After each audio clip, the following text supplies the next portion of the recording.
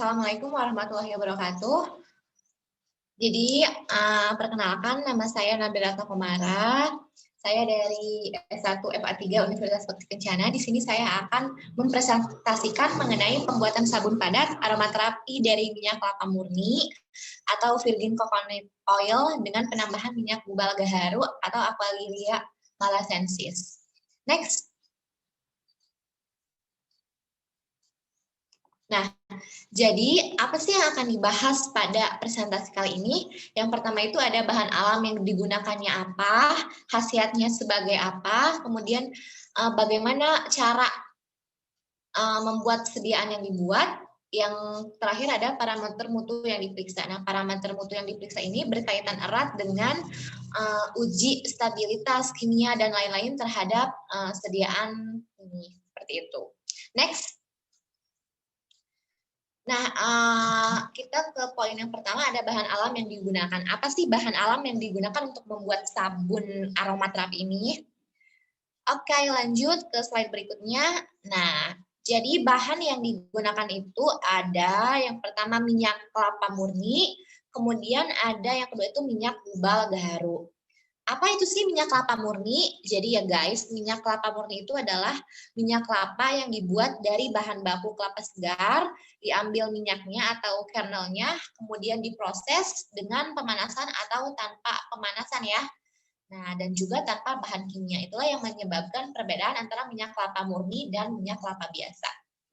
Kemudian ada yang kedua itu minyak bubal gaharu. Nah, di sini minyak bubal gaharu itu apa? Nah, jadi bubal gaharu itu adalah kayu ya, kayu gaharu yang terinfeksi atau disebut dengan bubal. Nah, gitu.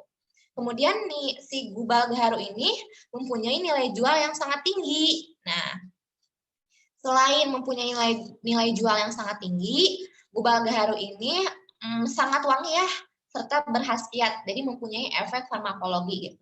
Sehingga sangat cocok jika dijadikan bahan dasar dalam pembuatan produk kosmetik. Oke, lanjut. Nah, kemudian yang kedua ada khasiatnya. Apa sih khasiat dari bahan alam yang tadi? Nah, lanjut. Yang pertama khasiatnya ada dari minyak kelapa murni. Nah, minyak kelapa murni dalam sabun ini berkhasiat untuk penghasil busa. Yang kedua, salah satu basis sabun atau dapat mengeraskan bentuk atau dapat menghasilkan bentuk yang keras ya gitu. Kemudian sebagai agen pembersih. Kemudian untuk minyak bubal gaharu sendiri ini dapat digunakan sebagai pengharum, salah satu agen penghilang stres dan untuk relaksasi juga. Jadi ini sangat cocok untuk kalian yang misalnya banyak pikiran atau sedang capek kerjaan, kalian bisa memakai si minyak bubal gaharu gitu. Oke, lanjut.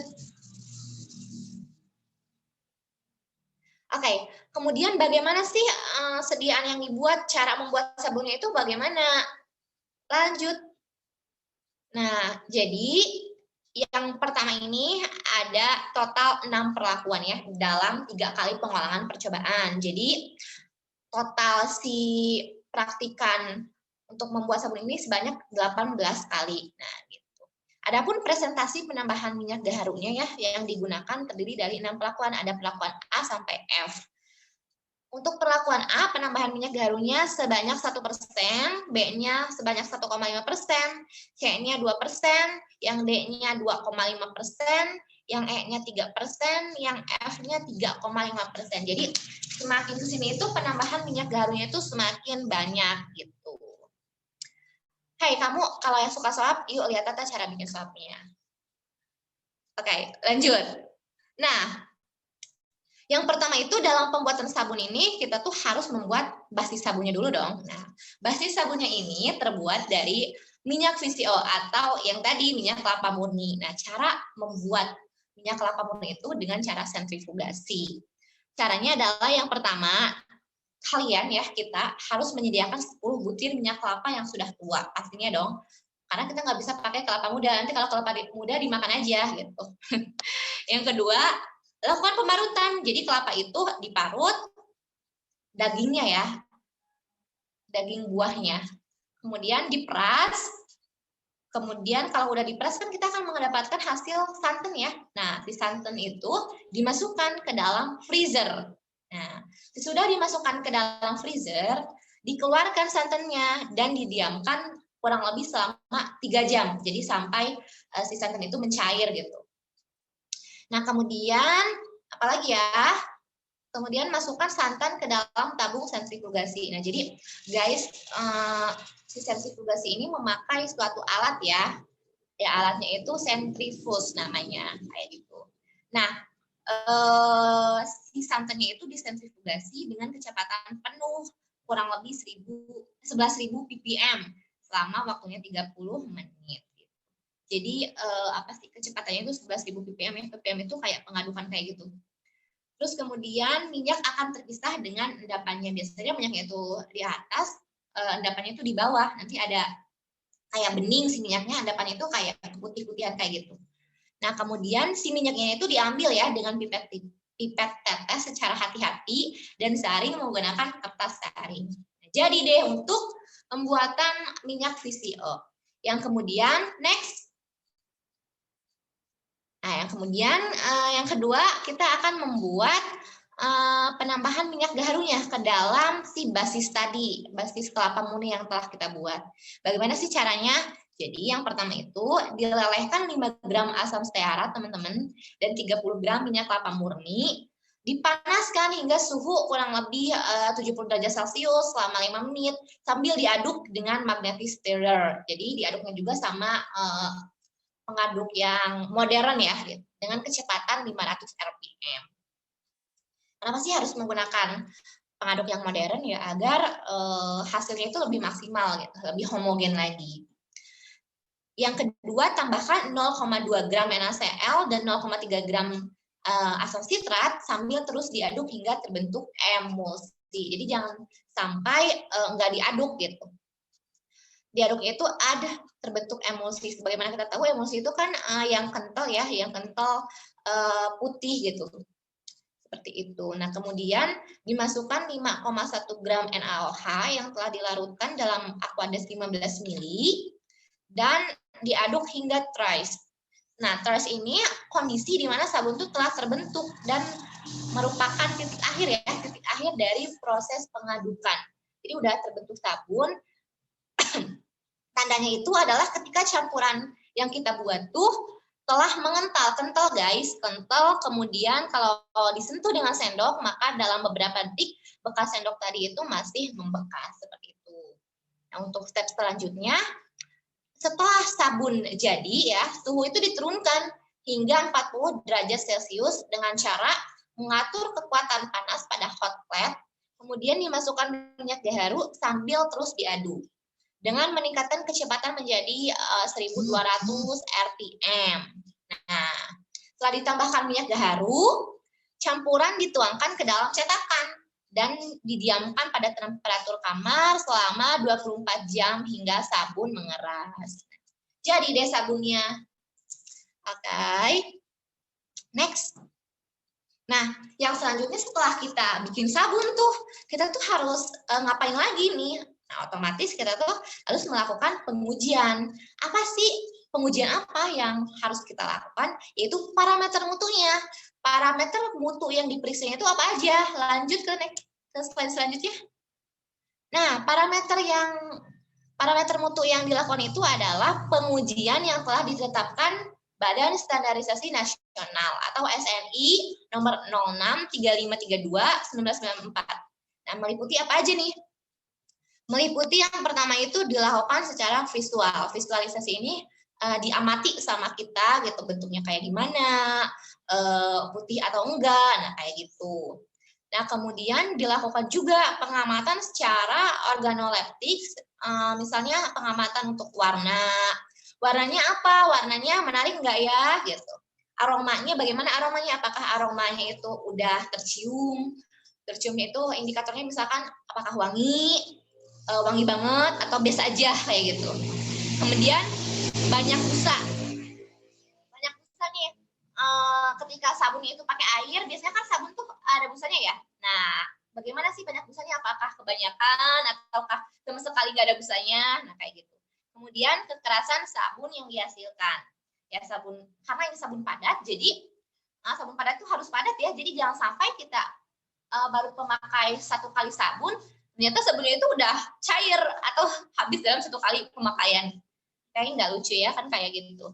Nah kemudian untuk sifat fisika kimia sabun diamati itu ada antara lain ada kadar air, jumlah atau kadar asam lemaknya, terus lemak yang tak tersabunkan, ada alkali bebas, nilai pH, uji iritasi, dan uji antibakteri. Nah, untuk kadar air ini yang kita amati itu adalah dari bahasanya juga ada kadar air, berarti berapa banyak air yang terkandung dalam sabun itu, kayak begitu. Kemudian ada jumlah atau kadar asam lemak. Nah, jumlah atau kadar asam lemak ini berkaitan erat dengan asam lemak kayak misalkan jenuhnya ada nggak sih di sabun itu, berapa persen, kayak begitu. Berada di nilai ambang batas enggak gitu, bagus enggak gitu. Kemudian ada lemak tak tersabunkan, ini juga hampir sama kayak tadi. Kemudian ada alkali bebas. Alkali bebas ini berkaitan erat dengan bilangan alkali yang ada pada sabun itu. Nah, kemudian ada nilai pH. Nah, nilai pH dalam sabun itu seperti yang telah kita ketahui bahwa pH dalam kosmetik ya, karena sabun juga merupakan salah satu sediaan kosmetik, jangan sampai pH itu terlalu up atau terlalu down, atau kalau istilahnya itu jangan terlalu tinggi dan jangan terlalu rendah, karena itu bisa menyebabkan iritasi ke kulit. Nah, iritasi itu kan ditandai dengan gejala yang muncul ruam kemerahan, terus gatal-gatal kayak gitu. Mungkin nanti jerawatan kayak gitu. Nah, kemudian ada uji iritasi. Nah, uji iritasi ini juga berkaitan erat dengan nilai pH. Nah, semakin nilai pH-nya itu bagus ya, maka tidak akan ada iritasi yang terjadi gitu. Dan yang terakhir itu ada uji antibakteri. Nah, uji antibakteri ini menjelaskan si sabun ini tuh efektif nggak ya buat misalkan ngilangin kuman yang ada di badan kita kayak gitu. Oke, next. Oke, setelah dilakukan pengujian, maka akan ditarik kesimpulan. Apa sih kesimpulannya? Oke, kita lihat poin pertama. Yang pertama itu perbedaan presentasi penambahan minyak gaharu pada sabun VCO berpengaruh nyata terhadap total jumlah asam lemak, alkali bebas atau asam lemak bebas, dan antimikroba. Tetapi berbeda tidak nyata terhadap kadar air, fraksi tak tersabunkan, pH, kekerasan, dan banyak. Kita lanjut ke poin kedua ya. Nah, poin kedua ini berdasarkan uji organoleptik, produk yang disukai oleh panelis yang diambil dari nilai suka dan sangat suka. Jadi praktikan itu telah uji ke manusia ya, uji klinik.